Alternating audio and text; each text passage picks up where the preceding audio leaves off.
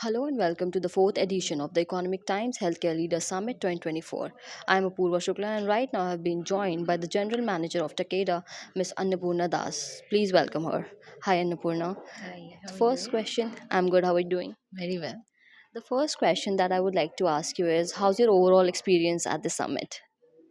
I'm absolutely loving it. I think from the content and the perspective of talking about healthcare inclusivity, I think we are at the right time and bringing all these topics that healthcare inclusivity is about awareness, accessibility, affordability, availability. I think all these conversations and being heard and I'm hearing it from all industry leaders, our bureaucrats, we heard secretaries, we heard really global health experts, public health experts.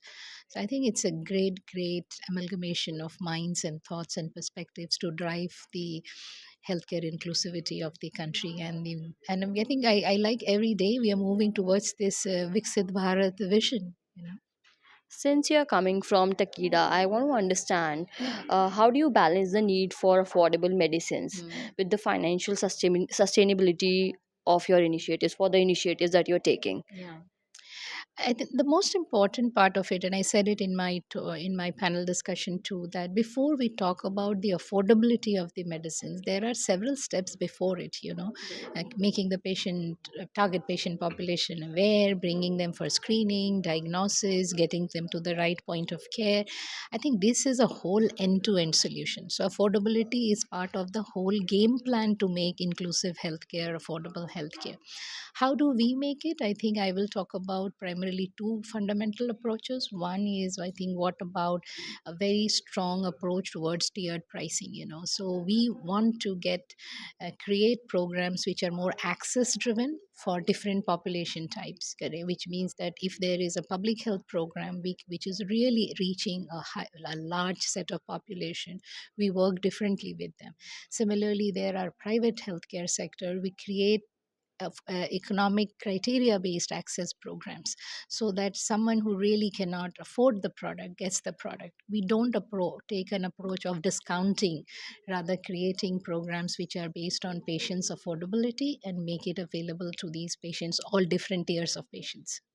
The second one is about partnerships. As I said, that it's about an end-to-end access program. So we work on public-public partnership, public-private partnerships, as well as private-private partnerships. So whenever we are designing a solution, whether it's an awareness program like we just launched a dengue-free India with you.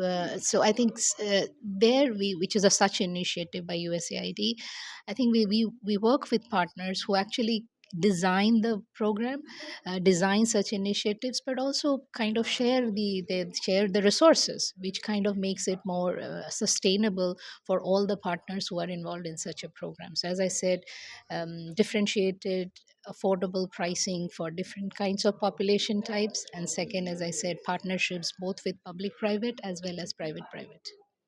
Another question to you is if you have to sum up your overall experience Hmm. at 80 Health Words Summit in three words, what would that be? Reflective.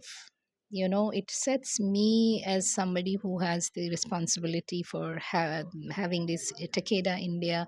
I think it's only helping me to think deeply, reflect more, and say what can we do differently and what we can do more to make the healthcare inclusion index for the country up and up, and in a sustainable way, of course.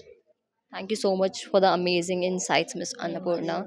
Stay tuned to ET Health World's social media platform to know more about what's happening right here at this event.